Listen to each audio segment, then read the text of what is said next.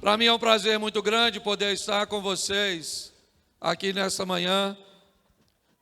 Já faz um tempo que a vida me conectou com essa família, eu prefiro falar assim. E de lá para cá nós temos caminhado juntos em alguns eventos e eu sou muito grato por isso. Eu estou aqui nessa manhã para compartilhar com você uma mensagem, e uma mensagem com certeza que pode direcionar sua vida, redirecionar sua vida, dar a você a possibilidade de ir para uma próxima fase. O tempo inteiro nós estamos recebendo oportunidades. Se vamos aproveitá-las ou não, é outra coisa. O grande problema de não aproveitarmos oportunidades é que a vida vai colocar perto de nós alguém que aproveitou. E todas as vezes que você olhar para pessoas que aproveitaram as oportunidades, você pode começar a achar que há uma injustiça na vida. Você pode começar a indagar e perguntar por que pessoas fazem coisas que você não consegue fazer. Por que pessoas têm coisas que você não consegue ter? Por que pessoas alcançam lugares que você não conseguiu alcançar? É importante você entender que as oportunidades, elas por muitas pessoas sequer são aproveitadas. Se você sabe, além de palestrante, eu sou um pastor. E não negocio os princípios bíblicos. Então, tudo aquilo que eu vou falar aqui são embasados pela Bíblia. E segundo a Bíblia, Deus trouxe o homem a essa terra para que ele seja um vencedor. Hoje, às vezes, nós vamos treinar pessoas e elas dizem: pastor, mas eu não sei negociar.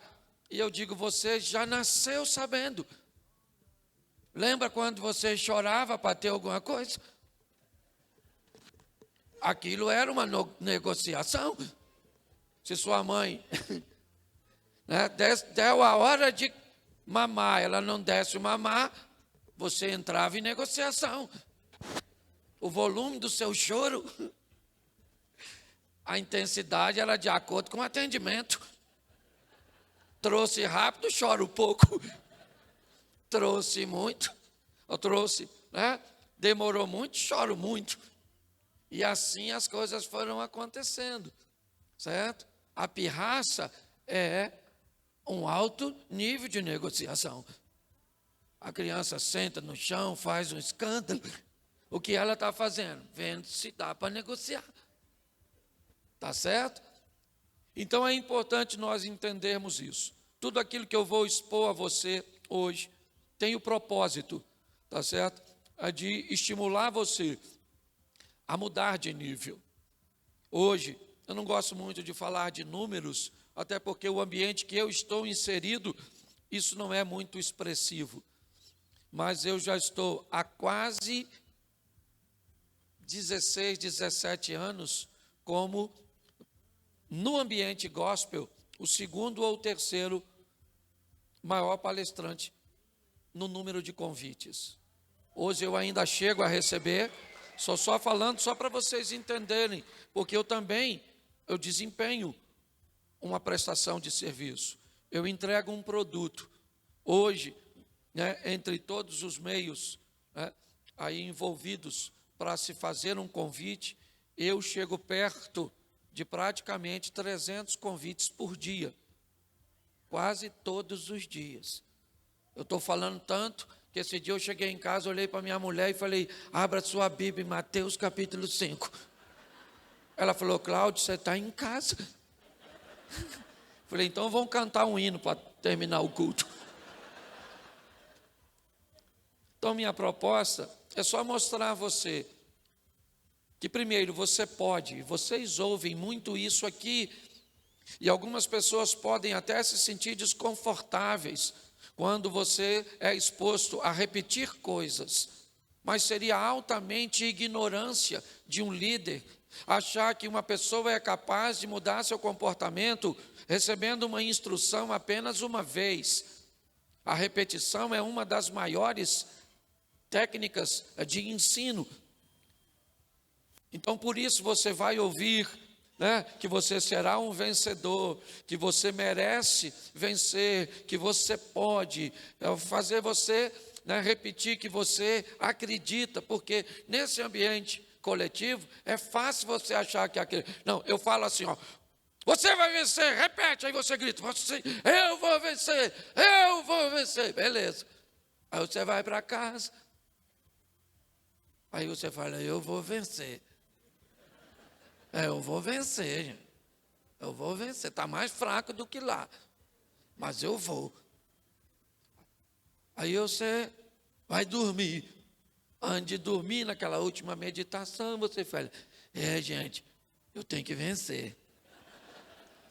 Eu vou vencer, certo? Aí no dia seguinte de manhã, quando você levanta, você fala, gente, será que eu vou vencer? Por isso que é importante você criar, certo, essa disciplina, porque o poder para vencer está em você. No que depender de Deus, você não vai vencer. No que depender de Deus, você já venceu. Em Deus, nós somos mais do que vencedores.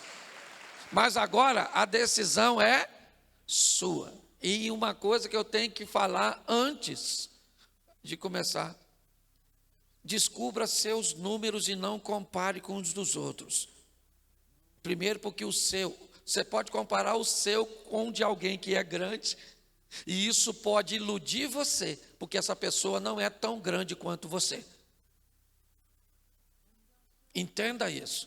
Não compare os seus números com o número dos outros. Descubra os seus e vá viver o incrível, o extraordinário, o sensacional, porque é isso que a vida está te reservando. Ou então você está no lugar errado, porque a gente está aqui para motivar você, certo? A viver uma vida extraordinária. Mas preste atenção nesse texto bíblico que eu quero dar a você. Se você gosta de anotar, eu acho que vale a pena. Coloque aí, escreva assim, 1 Coríntios,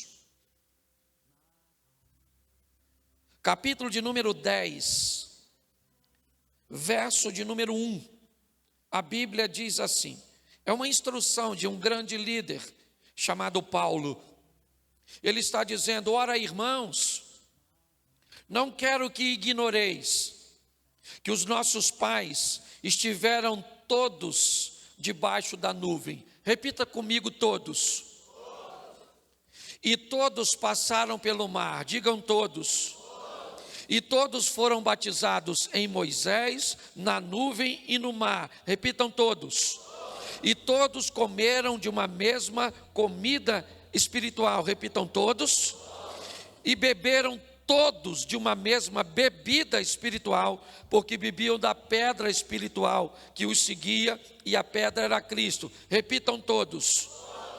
Mas Deus não se agradou da maior parte deles, por isso foram prostrados no deserto. Preste atenção nesse texto. 5 versículos. Os 4 dizem que todos estão no mesmo lugar.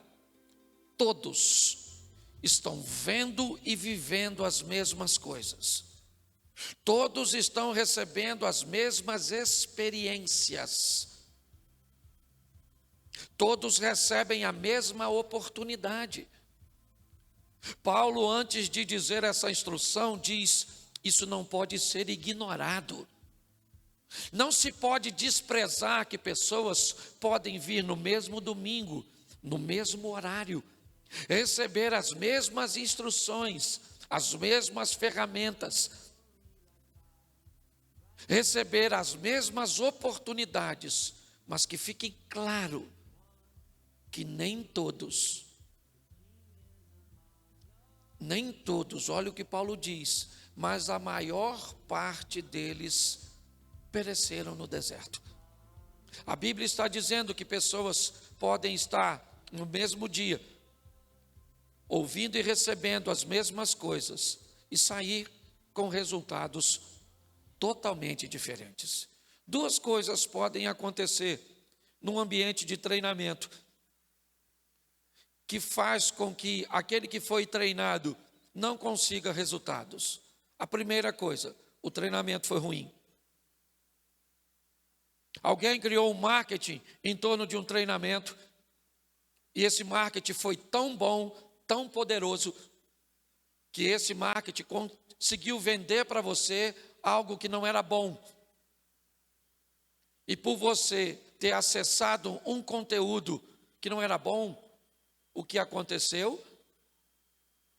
Você não conseguiu vencer. Alguém te enganou.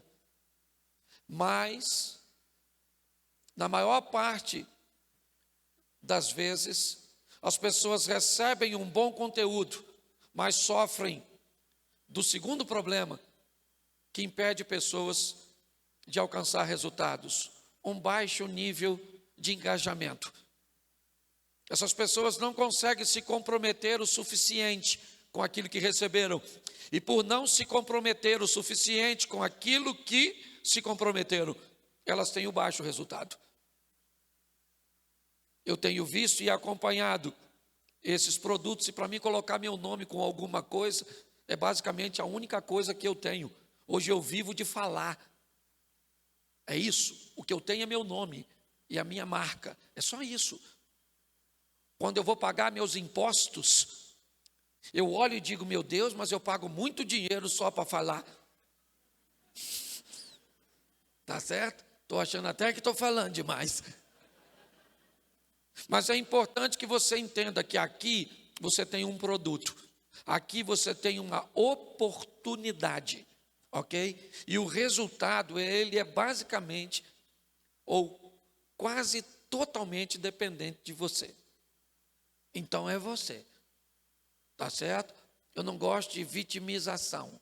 Você tem que sair daqui para viver o incrível. É assim que eu motivo as pessoas, até lá na igreja. Vamos lá, gente, vamos embora. Motivo para casamento.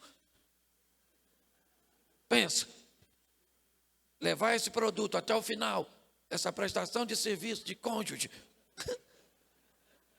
se vender todos os dias para seu marido, nem sempre ele compra, tá certo?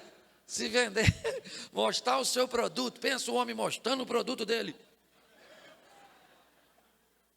A esposa diz: estou sem dinheiro. É ou não é verdade? Não me interessa esse produto. Então nós vamos brincar um pouco com isso, tá certo? Mas de uma forma muito séria, procurar levar você para outro nível. Para isso eu preciso te mostrar a Deus em primeiro lugar. Aliás, foi uma das coisas que mais ouvi aqui no discurso que me antecedeu. Bom, preste atenção. Preste atenção. Nós temos na Bíblia um livro que nos inspira a viver com Deus. Mas eu queria, assim, impulsionar você a ler pelo menos o primeiro capítulo do primeiro livro. Gênesis 1. Se você ler só o primeiro capítulo, Deus é tão bom que botou no primeiro capítulo tudo resumido, sintetizado para você ser um vencedor. Pastor, então o senhor está querendo dizer que eu tenho que ler só o capítulo 1 e não preciso ler o resto? É lógico que não. A Bíblia tem um poder de limpeza. Todas as vezes que você lê, ela te limpa, mesmo que você não note. Ela vai te purificando, removendo coisas de você. Mas o capítulo 1 para mim é sensacional. Por quê? Porque ele dá todo o ambiente que Deus criou para que o homem vença. E está tudo criado antes de criar o homem. O homem é a coroa da criação. Então preste atenção, resumindo rápido, que eu quero te aguçar a ler. Por isso que eu estou falando. Gênesis 1:1.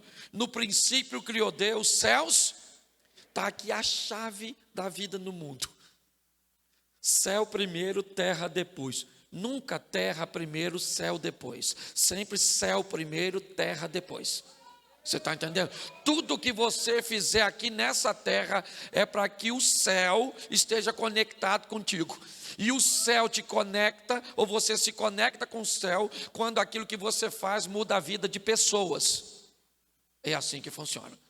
Então, no princípio, criou Deus, céus e terra. Buscai primeiro o reino de Deus. Não ajunte tesouro apenas nessa terra. Tudo está apontando para o céu primeiro. Quer viver bem aqui? Linka primeiro lá em cima. Porque tem coisas que você não resolve com o poder daqui, mas o de lá entra aqui e resolve. É assim que funciona. Você consegue entender? Então, preste atenção, preste atenção. Céu, repita comigo, céu primeiro, terra depois. Tá bom. Agora nós vamos aprender a segunda coisa. O segundo princípio. O que é, pastor? Fica tranquilo que deve ser chuva. É o barulho aqui, né? Eu vi que todo mundo olhou para lá, achei que o palestrante estava lá. Escute só. É importante você entender que agora entra a segunda chave. Qual é, pastor? A fé. Quando Deus começa a chamar as coisas que não existem como se elas já existissem, Ele estabelece uma base de vida nessa terra. O homem viverá pela fé. Então não esqueça disso nunca. Não dá para viver nessa terra e ser um vencedor sem ter fé. Terceira coisa, Deus diz o quê? Qual é a primeira coisa que Ele cria? Lembra? E disse Deus, haja o quê? Presta atenção, quer fazer qualquer coisa nessa vida, ilumina. Bota luz, esclarecimento, informação. Você está entendendo? Se você vai apresentar alguma coisa, saiba tudo sobre aquilo que você está oferecendo. Estudo, certo? Sobre aquele ambiente ou aquela pessoa cuja qual você está oferecendo. Luminosidade. Nunca faça nada no escuro. Eu trabalho com casamento. As pessoas casam no escuro e depois vêm falar comigo. Pastor, nossa, ele não era o que eu esperava. Escuro. Entendeu? Ilumine. Terceira ou quarta coisa que vai ser criado, Deus começa a chamar à existência algo firme no meio das águas. Um ambiente sólido, solidez, firmeza. Quer construir alguma coisa? Crie uma base. Pare de construir coisas em ambientes voláteis. Pare de adquirir hábitos temporários. Faça e construa coisas em ambientes sólidos, firmes. Como? Com luz. Como? Com fé. Como? Colocando céu primeiro e terra depois. Não tem como dar errado, gente. Próximo passo, sabe o que é? É criar sol e lua e estrelas.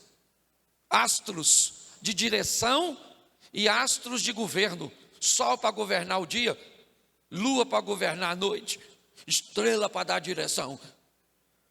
Pare e pense. O que a Bíblia está dizendo, governe sua vida, quer de dia, com tempos bons, favorável, mercado a seu favor, ambiente aquecido, governe sua vida. Mas governe sua vida quando as coisas não estiverem boas, quando a doença chegar, a crise chegar, o problema chegar, não perca o governo, quer de dia, quer de noite. E pasme você, pessoas costumam perder mais o governo de dia, por isso que o astro do dia é maior. Se perdem, porque entraram num ambiente tão confortável, que acabaram relaxando, que acabaram descansando e perderam o governo. Quando acordam, aquele ambiente já desapareceu. Vamos aqui para a gente encerrar e eu entrar, nós temos a cadeia alimentar. O sistema que Deus cria, que é fantástico. Ele é sustentável. Ele é algo que Deus planeja que seja contínuo. É isso. Se você olhar, você está dentro de uma proposta, ou de uma empresa, ou de um negócio, que te dá a oportunidade de fazer isso. Oferecer a você algo sustentável. algo que busque mudar a vida das pessoas, algo pautado na fé, algo pautado em esclarecimento, luz. O que nós estamos fazendo aqui? Iluminando, criando um ambiente onde você pode remover suas dúvidas, onde você pode criar questionamentos. Talvez o ticket daquilo que seja te oferecido seja um ticket que te mostre uma sensação de incapacidade. E talvez esse seja o grande desafio, é a vida dando a oportunidade de dizer a você que você pode mais do que pensa que pode. Faça isso de uma forma sólida e contínua. Olha a cadeia alimentar. Temos 1.200.000 gnus aproximadamente no Serengeti, na África. Sabe quantos carnívoros nós temos? Alguns milhares. O número de herbívoros foi criado maior do que os carnívoros. Porque se os carnívoros fossem maiores que os herbívoros, era só uma questão de tempo até o sistema quebrar. Uma baleia dá à luz a um filhote ou dois, uma sardinha a milhares. Porque se a sardinha produzisse 2 filhotes e a baleia milhares, era só uma questão de tempo até o sistema quebrar. Deus criou macho e fêmea. Por que macho e fêmea? Porque se tiver só macho ou só fêmea, ou houver alguma colocação oposta, o sistema quebra. Como tem quebrado em nações que resolveram não ter filhos. O que é isso? É sustentabilidade. Tudo isso está no primeiro capítulo da Bíblia.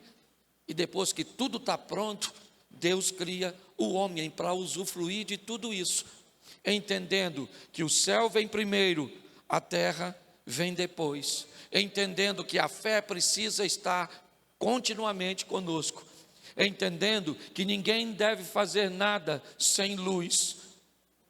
Construa coisas em ambientes sólidos, tenha governo e crie um ambiente sustentável. Não tem como dar errado, gente. Não tem desculpa. Então eu preguei 3 exemplos para mostrar para vocês de 3 coisas que eu considero importantíssima. Eu vou usar exemplo de 3 personagens bíblicos para ilustrar aquilo que eu quero. Em algum momento pode até parecer culto, mas não é não. Tá certo? Mas se tiver um demônio aí, a gente expulsa. Estou brincando. Primeiro texto que eu quero te mostrar, e eu queria que você anotasse, só para depois você conferir, e vai aí como material para você. Mateus capítulo 14, verso 28. Mateus 14, verso 28. A história começa no verso 22. Jesus está treinando sua equipe. Isso, ele está treinando sua equipe. Ele sabe que não vai poder estar com ela o tempo inteiro, então eles têm que ser muito bem treinados. Ele sabe que o nível de oposição é muito grande. Ele sabe que seus discípulos serão perseguidos. Presta atenção, não é apenas rejeitar o que eles estão entregando. Não é apenas dizer não quero o que você está me oferecendo. O que os discípulos vão enfrentar é não quero, não pode falar isso. A equipe de Jesus tem que estar extremamente bem treinada, porque eles não precisam ser preparados apenas para ouvirem um não, uma expressão de desinteresse. Não, eles precisam estar preparados para morrer. O nível de complexidade, sabe, ou de comprometimento é muito grande. Para Jesus, ele não quer ninguém envolvido em seu negócio. Ele quer alguém comprometido. Então ele cria um ambiente. E nesse texto, nós temos uma passagem muito interessante. Porque nós vamos ver Pedro. A experiência é com ele. Ele é um dos primeiros discípulos. Ele já era bom naquilo que fazia. Ele era um pescador. Ele montou uma pequena cooperativa de pesca junto com seus amigos e seu irmão. Pedro já era um empreendedor, é verdade, mas uma nova oportunidade aparece para ele, um belo dia, e ele entra por aquela porta. Ele resolve ir com Jesus, começa a ter experiências extraordinárias, a provar coisas que nunca sonhou em provar, a ter a oportunidade de estar em lugares, de viver coisas que ele nunca poderia viver. Essa é a grande verdade para esse cara. Mas um dia, estava ficando tarde, quando Jesus manda seus discípulos entrarem no barco e ir para o outro lado. Os discípulos obedecem e Jesus fica, mas afirmou que iria encontrar com eles mais tarde. Escureceu, Jesus não apareceu. E os discípulos estão com dificuldade de chegar do outro lado, porque o vento era contrário. Eles estão ali enfrentando uma adversidade, mesmo debaixo de obediência. É importante entender, quem está fazendo o certo, não fica imune de ter que se encontrar com as oposições. Não espere vida fácil. Quando é aproximadamente 3 horas da manhã, Jesus vem andando em cima d'água. Está lá no texto. Se você não acredita, beleza, leve apenas como uma linguagem figurada para você. Mas ele está andando sobre as águas. E quando ele aparece perto do barco, tem 12 homens dentro do barco. Quantos homens? Quantos homens? Quantos homens estão vendo Jesus andando sobre as águas? Quantos homens estão dentro do barco? Pois é. De repente alguém gritou dentro do barco: "Ah lá, gente, é um fantasma!" Aí foi uma gritaria tremenda e não tinha mulher não, só macho. Fantasma, fantasma, ninguém correu, porque não tinha para onde correr. Quando de repente, Pedro, quem? Quem? Quantos discípulos tinha no barco? E quem se pronunciou? Isso aí. Pedro levantou, olhou, não está enxergando direito porque está escuro, está ventando. Jesus falou: "Fantasma não, sou eu, poxa, não falei que vinha." Alguém deve ter falado: "Falou, mas tirando onda." Pedro falou: "Aí, Jesus, é o Senhor mesmo?" Aí, se é o Senhor, eu sempre tive um sonho. Eu vou falar. Andar em cima d'água. Nossa, eu sempre pensei assim, o quanto eu não ia pescar. Se eu conseguisse andar. Aí, Jesus, deixa eu andar em cima d'água aí, poxa. Quantos homens tinham no barco? Qual era o local mais seguro naquela ocasião? Se você estivesse lá, onde você ficaria? É isso, nós queremos viver o incrível, o sensacional, o extraordinário, mas não queremos sair do barco. Queremos fazer o que todos fazem, mas queremos ter resultado diferente. Queremos viver o incrível, sensacional, mas não queremos nos expor a riscos. Tem alguma coisa de errado com você. E mais engraçado é o que tinha lá onde Jesus estava? Nada. Mas Pedro falou: "Eu queria ir." Jesus parou e falou: "Então vem ver." Aí eu fico imaginando que tinha 12, um saiu, ficou. O que você acha que eles gostariam que acontecesse com Pedro? Vai, Pedro! Vai, Pedro! Anda, Pedro! Quer ver que vai afundar? Ele pensa que é melhor que os outros. Folgadinho, sabe, quer morar num lugar melhor, quer ter a vida transformada. Já que os pequenos não querem crescer, vamos podar os grandes. Esse é o modelo mental da atualidade. Você acha que o pessoal estava torcendo para Pedro ir, chegar? Não, devia estar falando, afunda, quer ver que vai afundar? Afunda, afunda. E Pedro está lá indo, sim ou não? Ele está totalmente seguro? Claro que não, está pisando na água.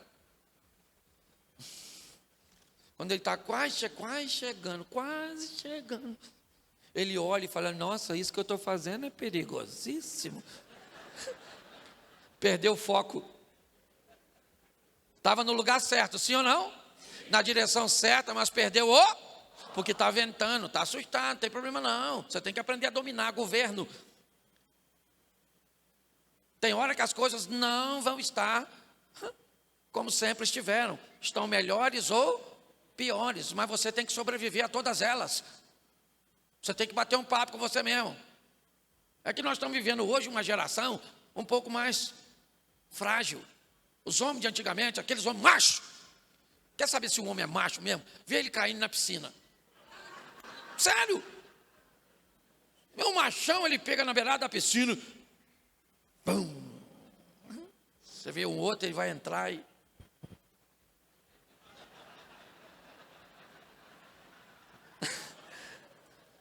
fala, não vou pular não, que pode me queimar aqui. Pode machucar. Você tem que estar preparado para tudo. Pedro andou sobre as águas, sim ou não? Sim.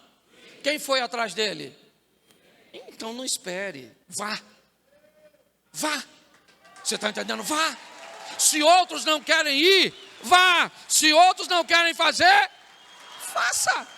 Vá. Você acha que para mim foi fácil? Você conhece, mesmo que você não seja crente. Falar de Deus do jeito que eu falo, pregar do jeito que eu falo, hoje está melhorzinho. Mas eu já tive que ouvir o pessoal falando, você é um palhaço. Quem que já ouviu alguém aqui me chamar de palhaço? Levanta a mão, por gentileza. Aí até eu fiquei ofendido. Você é um palhaço, não vai dar certo, animador de auditório, isso não tem conteúdo nenhum. Um Zé Ruela. Um cara foi lá e postou na minha rede, você falando desse jeito deve ser o anticristo. Eu fui lá e postei para ele, eu não sou, mas se eu for, você deve ser a besta. Aí me bloqueou, não quis mais falar comigo não. Você sabe quem ele é? Sabe? Não, nem eu. Agora você sabe quem eu sou. Então é importante você entender. Pessoas, quando você vai falar que vai fazer algo, principalmente se não for muito fácil, vai ter um montão de gente, não faz, não quer vir, não faz. Pedro, quando viu aquilo, começou a afundar. Aí Jesus falou, segura aqui, homem de pouca fé. Eu fico imaginando, se ele que saiu do barco é de pouca fé, quem ficou no barco é de pôr o quê? Isso é um chá bem fraquinho, não é verdade? Então, no primeiro personagem, eu preciso que você entenda que você não vai muito longe se não for ousado. Você tem que estar preparado para ser ousado. Eu não estou falando para você ser tolo. Tolice é tentar fazer algo sem ter algo de bom. Tolice é tentar fazer algo sem ser treinado para fazer. Mas quando você recebe ferramentas, quando você está envolto num ambiente que te oferece a oportunidade, porque foi isso que Jesus ofereceu a Pedro. Pedro não está andando sobre as águas por qualquer motivo, não. Ele está andando sobre as águas por quê? Porque ele está caminhando com Jesus e sendo treinado para aquilo. Então nós precisamos de ousadia, querido. Vai ser fácil? Não vai. Talvez você precisa levar o empreendedorismo para o modelo mental de sua família. onde todo modelo mental é uma carteira assinada, é uma CLT, é aquela coisa que não estou dizendo que não é um modelo bom, não. Eu só estou dizendo para você que não é o único. Eu já estive lá, sim, e sobrevivi durante, certo? 30 anos, aproximadamente lá naquele modelo. Mas um dia eu recebi a oportunidade de mudar. E eu aceitei a oportunidade. E eu não vivi uma vida ruim, não. Mas você pode ter certeza que era muito inferior à que eu vivo hoje. Então saia do barco. Saia do barco. Porque quem sai do barco, só um minutinho. Repita comigo. Quem sai do barco, conta a história de si mesmo. Quem fica no barco, conta a história de quem saiu. Você está entendendo? É você que decide. Você precisa entender isso. Eu preciso te dar o segundo exemplo. O primeiro é para motivar a sua ousadia. O segundo é um cara chamado José. O José do Egito. Talvez você não leu a Bíblia, mas viu a novela. Está válido também. Quem é esse cara? José é um cara de fases. José é um camarada que ele descobre que ele vive no meio de um grupo de pessoas que não fazem parte de onde ele deseja chegar. Ele é um sonhador, é verdade. E é fácil entender por que José sonha. Ele é filho de uma sonhadora. É isso. Sua mãe sempre sonhou em ter um filho. E ele é o primeiro.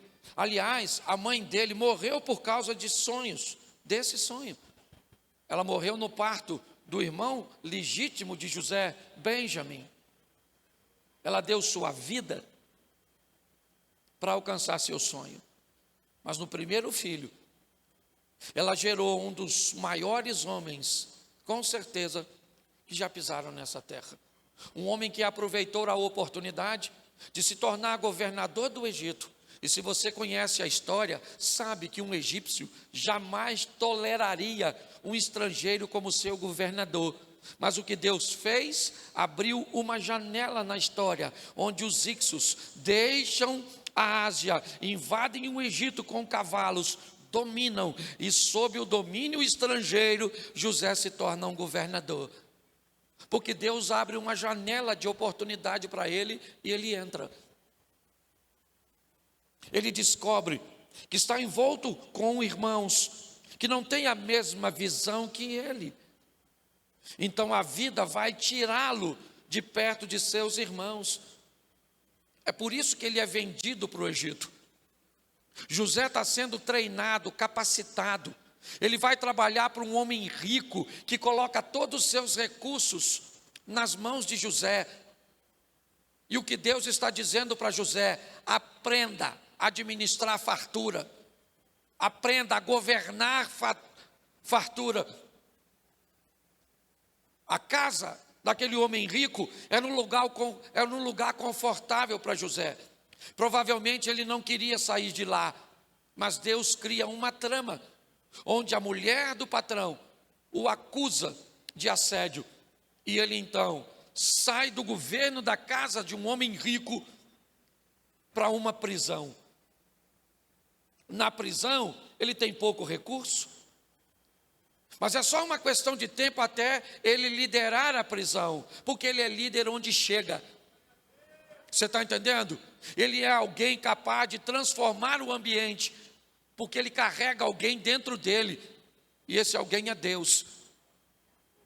Presta atenção, você quer mudar para a América para prosperar? A bênção não está no lugar, ela está em você. A bênção está aguardando a sua postura, o seu posicionamento, a sua conduta para ela se manifestar.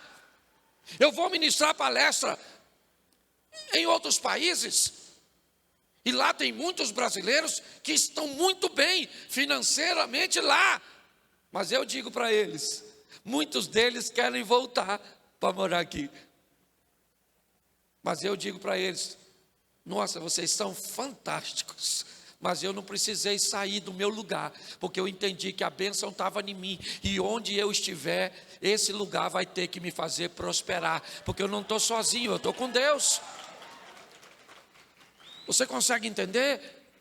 O maior desafio é fazer você acreditar em você mesmo. Porque nós estamos falando e a sua mente está falando, sabe nada de mim. Sabe onde eu moro, sabe? Vai perturbar outro.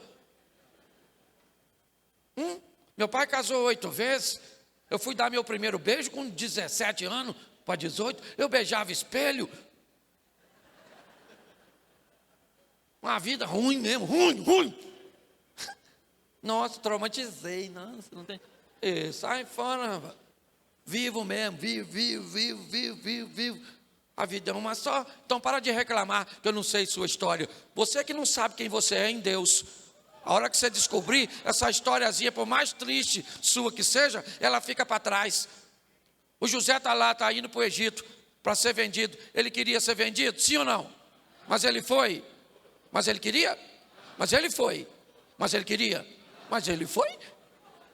Porque a vida vai te levar para lugares que você não quer ir.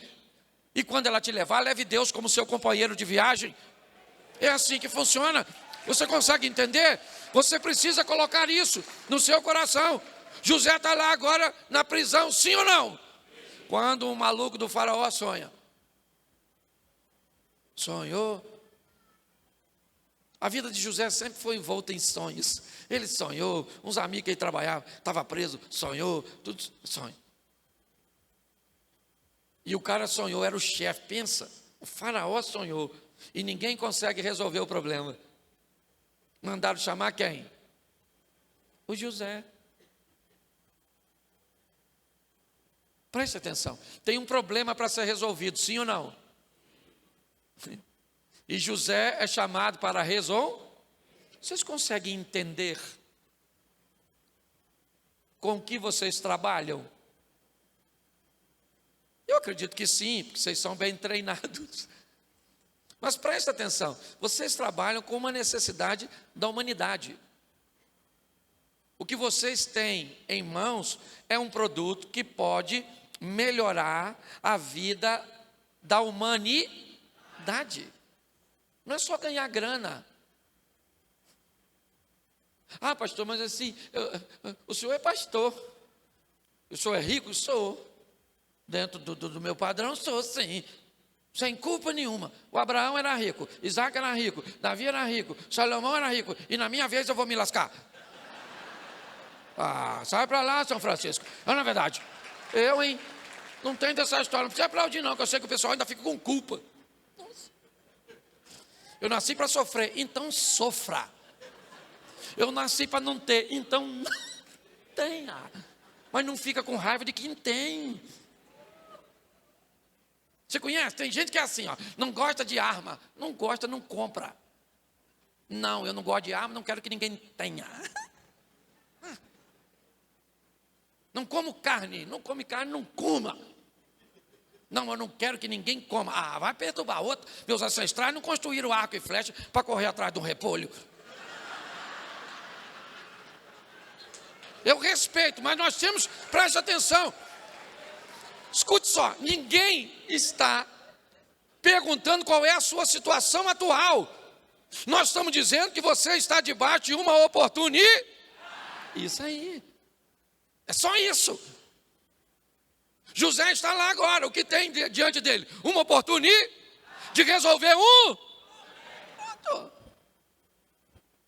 O faraó falou: José, eu só queria saber qual é a interpretação desse sonho, que eu sonhei com umas vaquinhas e com as espiguinhas. José falou: falar uma coisa para o senhor: 7 vacas, 7 espigas. 7 anos de prosperidade, o negócio vai ser bom, o PIB vai embora, vai ser um negócio fantástico. Mas 7 anos, faraó, o negócio vai dar ruim, viu? Uma crise global. O faraó falou: beleza. Ele falou: não, mas não terminei não. Queria falar uma coisa que o senhor não pediu. Faraó pediu para ele resolver o problema? Só pediu para ele interpretar? Mas deixa eu falar uma coisa para você. Identificar o problema não muda a sua vida. Você tem que ser alguém que resolve o problema. Eu enxergo o problema, eu consigo ver. Isso aí está assim de gente para fazer. Você vai mudar a sua vida quando você for um solucionador. Quando você se apresentar num ambiente e mostrar que existe um problema, certo? E que você traz consigo a solução. Isso aí. Está preparado para os argumentos contrários, para os ventos, para as adversidades. Eu vivo isso o tempo inteiro. Eu entrego um produto para o cara permanecer casado. A mulher fala, não quero mais esse homem. Eu falo, minha filha, não tem nada melhor que isso. É que você não está sabendo apertar os botões. Vou ensinar você a usar homem. Não quero mais, pastor. Eu falo, vai sim. Pensa na luta. Estão te apresentando um novo lançamento, toma água. Pensa que troço fácil. Eu é para ficar casado, pensa um troço difícil. E a pessoa, não, eu quero largar. Eu digo, então vão cá, vão morrer, porque você falou que queria. Aí não, então preciso ficar. Eu acho que se eu vender esse produto, eu posso falar depois de tudo isso, que é um copo d'água? Estou achando até que eu vou entrar no card aí, tá certo? Escute só, é extraordinário. O José está lá agora, sim ou não? Governando. Porque lembra, quando ele sonhou a primeira vez, ele sonhou com o quê? Com sol, lua. Lembra? O sonho dele já incluía governo. Então, José, ele me expõe a treinamento. Na casa de Potifar, ele está sendo treinado a administrar muitos recursos. Na prisão, ele está sendo treinado a lidar com poucos recursos. Quando ele chega para o faraó, ele diz, mude seu sistema de plantio, mude seu sistema de colheita, mude seu sistema de armazenamento, mude o seu sistema de comércio. O faraó diz, cara, não tem outro cara para ocupar esse cargo, a não ser você. Quando você vai sair de casa, ou vai usar os meios, né, para apresentar um produto, aprenda uma coisa simples do sistema hoje de vendas. A primeira venda você pode fazer com muito sucesso, com marketing. Mas a segunda venda, você vai precisar criar uma experiência e ter um produto de alta qualidade. A primeira vez, a foto, uma boa exposição, mas mais do que isso, você precisa criar uma experiência. Você precisa criar um ambiente onde o resultado apareça. José foi treinado para isso, para obter bons resultados. Talvez hoje você seja esse indivíduo, né, de resultados extraordinários. Suas metas estão sempre em dia. Pois é, quer que eu use a Bíblia para te embasar? Aquele que está de pé, cuide para que não... Até a Bíblia diz isso. Faça a manutenção, entenda, continue crescendo. É assim que funciona. José é um exemplo de treinamento, de capacitação, de alguém que ia evoluindo a cada dia. Pedro é o exemplo da ousadia, mas o próximo personagem bíblico também é tão conhecido, porque eu peguei os mais conhecidos para facilitar. O próximo é Davi, o rapaz que matou o gigante. Davi traz inúmeras lições para nós, mas eu queria falar do desânimo que estava sobre os soldados de Israel. Liderado por Saul, pela mentalidade de Saul, não é o homem, é a mente de Saul. Aquele exército foi praticamente inferiorizado, menosprezado pelos filisteus. Os filisteus já haviam vencido o exército de Israel anteriormente. Os soldados de Israel não tinham autoconfiança. Haviam sobre eles um desânimo. Suas perspectivas não eram boas. Eles tinham armas na mão, é verdade. Eles tinham famílias para defender, tudo aquilo que nós temos. Qual é a sua motivação? Eu poderia botar a foto de minha esposa e de meus filhos, de meus netos, para vocês. Qual é a motivação? Como é que nós os treinamos? Agora, daqui uns meses, eu vou levar todos eles para a Europa. E pela primeira e última vez, vou pagar para eles uma classe executiva. Vou mostrar para meus filhos, isso existe. É bom. Mas vai trabalhar para ter. Só vou botar o doce. Porque eu estou treinando gente. O exército está desanimadinho. E quem é que entra lá? Um garoto, Davi. Foi lá para o campo de batalha. Os soldados estão com os olhos arregalados assim de medo de um cara que tem quase 3 metros de altura. Parece um tanque de guerra com aquela indumentária. Todo mundo está cheio de medo. Depois você vai ler. Segundo o livro do profeta Samuel, que eu também não sou obrigado a ler tudo. Está lá todo mundo com medo. De repente chegou Davi, estacionou um jumento. Isso aí é só um pulo para uma Ferrari, um cavalo. Tá certo? Estacionou um jumento. Pegou uma comidinha que ele está levando. Levou para o comandante, para os irmãos. Ele perguntou, como é que está a guerra aí? Alguém falou, está tudo sob controle do gigante. Então um cara aí, rapaz, pensa o cara grandão. Nesse momento, quem é que sai? O gigante. Com aquela coisa assim, gritando, tem homem aí? Tinha não. Tinha macho, mas não tinha homem. Certo? Os homens tudo assim, ó. Tem não, né? Ele é grande, gente, eu tenho família. Davi falou, como é que é? O irmão dele mais velho falou, cala essa boca, seu pretensioso. Olha o tamanho do cara. Ele falou, não, eu quero saber o que é que vão dar. Note que todo mundo fala que Davi, nossa, Davi era interesseiro, ó. Quer saber o prêmio? O que é que vão dar para quem matar esse gigante? Porque matar de graça eu não quero não. De graça. Alguém falou, ó, 3 prêmios. Primeiro, fica rico. Ele falou, joia, estou lascado. Segundo, casa com a filha do rei, virei príncipe. E terceiro, não paga imposto. Sangue de Jesus tem poder. Talvez essa seja melhor. Certo? Sem carga tributária. Davi falou, ó, ninguém mata esse maluco que é meu. Isso aí é a oportunidade que eu tenho de mudar de vida. Vou matar esse maluco. O que alguém falou? Crack. Você é viciado, esse garoto. Isso fumou um pedrão. Tá louco, quer encarar o gigante. Davi foi lá, sim ou não? Sim ou não? O exército está com medo? Sim. E Davi está lá. Com medo, você acha? Claro que sim, o cara é grande. Ainda não tem garantia que vai ganhar. Mas ele falou, vou dar uma pedrada naquela cabeça grande. Ele deu uma pedrada no gigante, o gigante caiu. Você lê porque é fantástico. Quando Davi corta a cabeça do gigante e levanta, os soldados tudo foram encorajados de uma tal forma.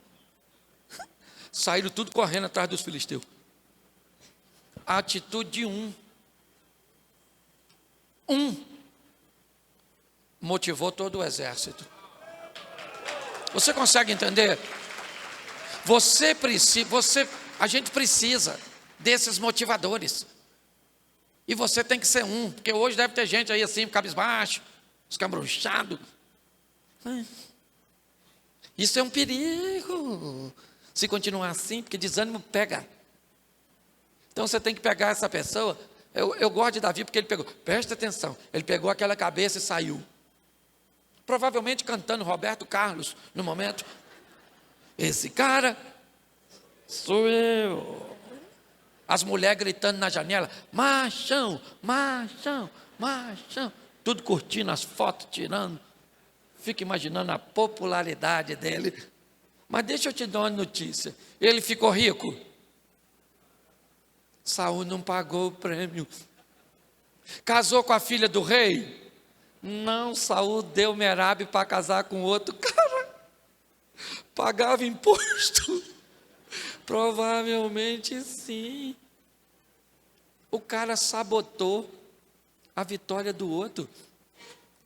Davi parou? Ficou rico? Sim, sem precisar de Saul. Casou com a filha do rei? Casou com a outra, Mical, a japonesinha. É porque com esse nome, Mical não vai ser de Fortaleza. A senhora é de onde? Fortaleza, seu nome Mical. Ah, sai fora. Deixa eu falar. E uma mulher que o amava, sim ou não? Arriscou sua vida para salvar seu amado. E ele parou de pagar imposto? Sim ou não? Parou porque ele virou o rei. Agora são as pessoas que estão pagando imposto para ele. Ô gente, deixa eu falar uma coisa para vocês. Vocês vieram aqui para quê? Para brincar? Eu não vim, eu estou falando, eu estou viajando. Eu viajei terça, fiquei terça. Eu preguei aqui em São Paulo, em Alphaville. Vou dar só para vocês, assim, só para vocês. Segunda-feira, domingo eu preguei nos 2 cultos da igreja. Segunda-feira eu viajei e falei em Alphaville. Terça eu fui para Campo do Jordão. Fiquei terça e quarta. Na quinta eu voltei e falei em Alphaville de novo. Na sexta eu fui para São Carlos. No sábado eu fui para São José do Rio Preto. Aí peguei um voo de madrugada, peguei meu carro e vim para cá. Aí estou falando aqui, vai acabar aqui, eu vou para o aeroporto, vou pegar um avião, vou para o Rio, vou falar nos 2 cultos, das 6, já cansou, só de me ouvir, né? E amanhã, de manhã, eu estou voltando para falar em Alphaville de novo. E você vive quando? Eu vivo. Eu preciso que você entenda uma coisa. Não, presta atenção, aqui que eu já estou terminando. Você não pode deixar de pegar essa oportunidade. Uma oportunidade que está te oferecendo uma mudança de nível. Eu gosto de estar envolvido com coisas que melhoram a vida das pessoas. Você precisa ter uma conversa com você mesmo. Pega a turma de resultados extraordinários, isso. Permaneça onde você está, ok. Nós temos um grupo que precisa de ânimo, sim, vamos embora. Nós temos um grupo que está aqui observando, fazendo uma leitura. Eu estou apenas abrindo e aprendi uma coisa nesse ambiente de palestra. O pior palestrante é sempre o primeiro. Os caras que vêm depois. Na segunda palestra você não lembra nem mais do meu nome. Mas eu queria fazer uma coisa por você, para você não esquecer. Eu queria orar. Eu queria orar para que você entenda que esse é um ambiente de mudança, de transformação. E que uma oportunidade como essa não pode passar em branco. Então eu queria que você ficasse de pé e só falasse para quem está do seu lado assim: eu vou, você vai. Diga para ele assim: se você vai, vamos. Se você não vai, tchau. Você pode aplaudir a Deus, aplaudir a você.